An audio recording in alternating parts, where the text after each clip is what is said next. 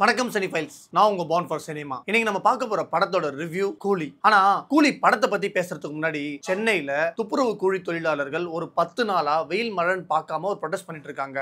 அந்த ப்ரொடெஸ்ட்டை கவர்மெண்ட் கண்டுக்கல, government officials யாருமே கண்டுக்கல. நேத்து அந்த ப்ரொடெஸ்ட்ல போலீஸ் தடியடி நடத்தி அவங்க எல்லாரையும் அனுப்பி அந்த ப்ரொடெஸ்ட்டுக்கு சப்போர்ட் பண்ண அட்வொகேட்டை கூட்டு போய் நைட் ஃபுல்லா கஸ்டடியில வச்சு டார்ச்சர் பண்ணிருக்காங்க. இதை பத்தி பேச கொஞ்சம் கூட டைம் இல்லாத மினிஸ்டர்ஸ், சிஎம், ஏன் டெப்யூட்டி சிஎம்லாம் நேத்து கூலி படம் பார்த்து நான் படம் பார்த்தேன், படம் சூப்பரா இருக்கு அப்படின்னு சொல்லி ட்விட்டர்ல ட்வீட் போட்டிருக்காரு நம்ம டெப்யூட்டி சிஎம் உதயநிதி ஸ்டாலின். என்னடா கூலி படத்தோட ரிவ்யூ சொல்லுவான்னு பார்த்தா ஏதோ கூலி தொழிலாளர்களை பத்தி பேசிட்டு இருக்கான்னு தோணுதா? எனக்கு சொல்லணும்னு தோணுச்சு, சொன்னேன். Coolie directed by Lokesh Kanagaraj, starring Rajinikanth and more. இந்த படத்தோட கதை என்னன்னா, தேவாவா வர ரஜினி ஒரு மேன்ஷன் வச்சு நடத்திட்டு இருக்காரு. அவரோட ஃப்ரெண்டு ராஜசேகர் திடீர்னு ஹார்ட் அட்டாக்ல இறக்குறாரு. அந்த டெத்துக்கு போற ரஜினிக்கு அவர் டெத்துல ஒரு சந்தேகம் வந்து எப்படி இறந்தாருன்னு அப்படின்னு கண்டுபிடிக்க போறப்போ அவருக்கு நிறைய மிஸ்ட்ரிஸ் ஓபன் ஆகுது. அவர் நேச்சுரலாவே இறந்தாரா இல்ல அவர்னா யாருன்னா கொலை பண்ணாங்களா, இதை பத்தி தேவா தெரிஞ்சுக்க போறதுல வர பிரச்சனைங்க. இதுக்கப்புறம் என்ன நடக்குது, அந்த மிஸ்ட்ரிஸை கண்டுபிடிச்சாரா இல்லையா, அப்படி கண்டுபிடிச்சாருன்னா யார் அதை பண்ணாங்க, எதுக்கு பண்ணாங்க, அவங்கள தலைவர் என்ன பண்ணாரு, இதுதான் இந்த படத்தோட கதை. இது எல்லாத்தையுமே ஒரு இண்டஸ்ட்ரியல் பேக்ட்ராப்ல அண்டர்வேர்ல்ட், ரிவெஞ்ச், ஃப்ரெண்ட்ஷிப் இது எல்லாத்தையும் மிக்ஸ் பண்ணி ஒரு மாசன் ஸ்டைல் ரஜினிகாந்த் படமா லோகேஷ் கனகராஜ் பிரசன்ட் பண்ணியிருக்காரு. இந்த படத்தோட பாசிட்டிவ்ஸ் பாத்தீங்கன்னா ஃபர்ஸ்ட் பாசிட்டிவே ரஜினிகாந்த் தான். பெர்ஃபார்மன்ஸ் சூப்பரா பண்ணியிருக்காரு. எமோஷன் சீன்ஸை பெர்ஃபார்ம் பண்றதும் சரி, அவரோட ஒரு விண்டேஜ் சீன்ஸ் பெர்ஃபார்ம் பண்றது, காமெடி சீன்ஸ் பெர்ஃபார்ம் பண்றது, அது எல்லாமே சூப்பரா பெர்ஃபார்ம் பண்ணியிருக்காரு. டைலாக்ஸ், கெஸ்டர்ஸ், அந்த ஸ்வாக படம் ஃபுல்லா கேரி பண்றது, அது எல்லாமே ஃபேன்ஸ்க்கு செம்ம என்ஜாயா இருக்கும். படத்துல இருக்கிற மத்த காஸ்டிங்ஸ் பாத்தீங்கன்னா நாகார்ஜுனா,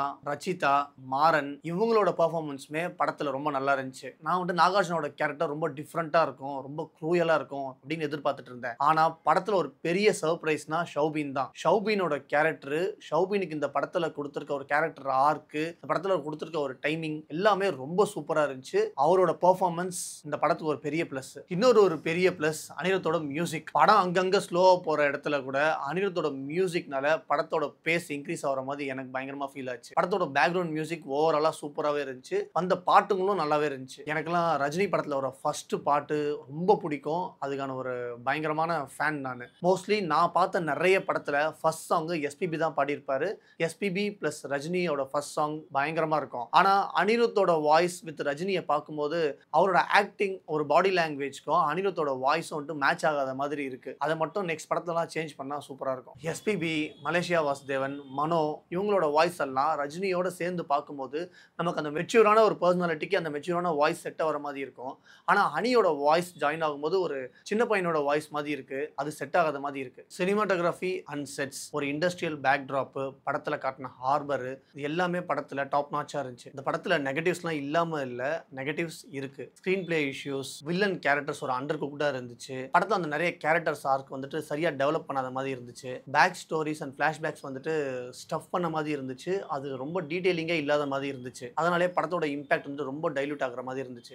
ஓவராலா இந்த படம் ஒரு மாஸ் மசாலா ரஜினி ஸ்டைல்ல பார்க்கணும்னா இந்த படம் சூப்பராகவே இருக்கு. லோகேஷ் கனகராஜோட படம்னா இப்படி இருக்கும், அப்படி இருக்கும், இது பண்ணியிருப்பாரு, அது பண்ணியிருப்பாரு, பயங்கரமா இருக்கும் படம், 1000 crore கலெக்ட் ஆகும், தமிழ்லேயே ஒரு ஒன் ஆஃப் த பெஸ்ட் ஃபிலிமா இருக்கும் அப்படின்னா நீங்க எதிர்பார்த்து இந்த படத்தை பார்த்தீங்கன்னா உங்களுக்கு சுத்தமா இம்பாக்ட் ஆகாது. இதுக்கப்புறம் இந்த வீடியோவில் ஸ்பாய்லர்ஸ் இருக்கும். ஸோ வித் ஸ்பாய்லர்ஸ் நீங்க படம் பார்க்கறது ஓகேனா வீடியோ கண்டினியூ பண்ணி பார்க்கலாம். இல்லைனா வீடியோ இதோட ஸ்கிப் பண்ணிட்டு படம் பார்த்துட்டு வந்து கண்டிப்பா இதை பாருங்க, உங்களுக்கு பயங்கரமா இருக்கும். படம் இப்படி இருக்கும் அப்படின்னு எக்ஸ்பெக்ட் பண்றது உங்க தப்பு அப்படின்னு அவங்க சொல்லலாம். ஆனா படம் இப்படி இருக்கும் அப்படின்னு சொல்லி அந்த எக்ஸ்பெக்டேஷனை கொடுக்கிறது அவங்க தான். ஃபர்ஸ்ட் டைரக்டர் வந்துட்டு 2 இயர்ஸா இந்த படத்துக்கு நான் ஒர்க் பண்ணியிருக்கேன், பயங்கரமான ஒர்க் இருக்கு அப்படின்னு டைரக்டர் சொல்றாரு. இந்த படத்தில் நடிச்ச ஆர்டிஸ்ட் வந்துட்டு இது ஒரு 1000 பாஷாக்கு ஈக்குவலான படம் அப்படின்னு அவங்க சொல்றாங்க. படத்தோட மியூசிக் டைரக்டர் வந்துட்டு படம் பயங்கரமா வேற லெவல்ல வந்திருக்கு அப்படி இப்படின்னு இவங்க சொல்றதுனால ஆடியன்ஸ்க்கு எக்ஸ்பெக்டேஷன் அதிகமா வருது. அந்த எக்ஸ்பெக்டேஷனை படம் ஃபுல்ஃபில் பண்ணாம இருக்கு. அதுக்கப்புறம் இது ஒரு ஏ சர்டிஃபிகேட் வந்துருச்சு, பயங்கரமான ஆக்ஷன் சீன்ஸ் இருக்கு, இது வரைக்கும் பண்ணாத ஆக்ஷன் சீன்ஸ்லாம் இருக்கு அப்படி இப்படின்னு சொல்லியும் நிறைய டாக் கொடுத்தாங்க. அப்படி இப்படின்னு சொல்லி படத்தோட டீம்ல இருந்து நிறைய டாக் இருந்துச்சு. ஆனா படத்துல பார்த்தா அந்த மாதிரி ஒரு பெருசா ஒரு ஆக்ஷன் சீன்ஸ் இருந்த மாதிரி இல்ல. இதுக்கு முன்னாடி வந்த லோகேஷ் கனகராஜ் படத்துல இருந்த ஆக்ஷன் சீன்ஸை விட இதுல ரொம்ப கம்மியா இருந்த மாதிரி தான் இருந்துச்சு. ஒரு ஆக்ஷன் சீன்ஸ்க்கு தனியா மெனக்கட்டு எதுவும் பெருசா பண்ண மாதிரியும் இல்ல. ஒருவேளை ரஜினியை வச்சு இவ்வளவுதான் பண்ண முடியும் அப்படின்னா அந்த ஒரு ப்ரொமோஷன் அவங்க பண்ணிருக்க கூடாது. ஒரு படத்துல வர அந்த பிளாஷ்பேக் சீன், லோகேஷ் கனகராஜ்க்கும் பிளாஷ்பேக்கும் ஒரு பெரிய பிரச்சனையே இருக்கும் போல. ஏன்னா படத்துல ரஜினி வந்துட்டு ஒரு பெரிய மோனோலாக் பேசுறாரு, பிளாஷ்பேக் சொல்றாரு.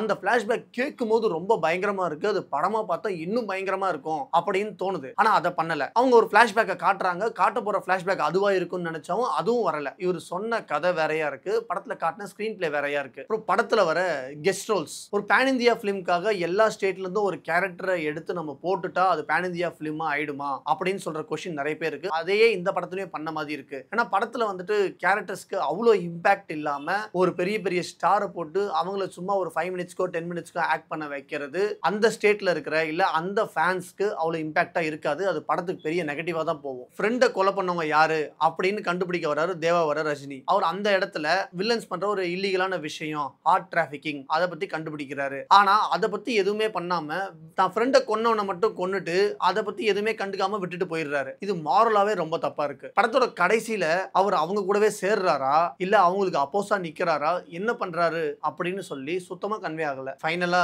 கூலி இஸ் நாட் பெர்ஃபெக்ட் பட் மாசா ரஜினி ஃபேன்ஸ்க்கெல்லாம் ஒரு செலிப்ரேஷன் படமாவே இருக்கும். அதர்ஸ்க்கு இது ஒரு நார்மலான ஒரு ஸ்டைலிஷ் ரிவெஞ்ச் டிராமா வித் ஃபிளாஸா தான் இருக்கும். லோகேஷோட டைரக்ஷன் ஓகே, ஆனா ஸ்கிரீன் பிளே இன்னும் கொஞ்சம் ஷார்ப்பா இருந்திருந்தா இது இன்னொரு மாஸ்டர் பீஸாவே மாறி இருக்கும். இந்த வீடியோ உங்களுக்கு பிடிச்சிருந்தா லைக் பண்ணுங்க, ரஜினி ஃபேன்ஸ் லோகேஷ் ராஜ் ஃபேன்ஸ் எல்லாருக்கும் ஷேர் பண்ணுங்க. படத்தோட ரிவ்யூஸ் மட்டும் இல்லாம சினிமா டிஸ்கஷன்ஸ், மூவி ரெக்கமெண்டேஷன்ஸ், மற்ற வீடியோஸ்லாம் சேனல்ஸ்ல வந்துட்டு இருக்கு. அதெல்லாம் மிஸ் பண்ணாம பார்க்கணும்னா சேனலை சப்ஸ்கிரைப் பண்ணிக்கோங்க. Until then, signing off from the Rajini Cinema.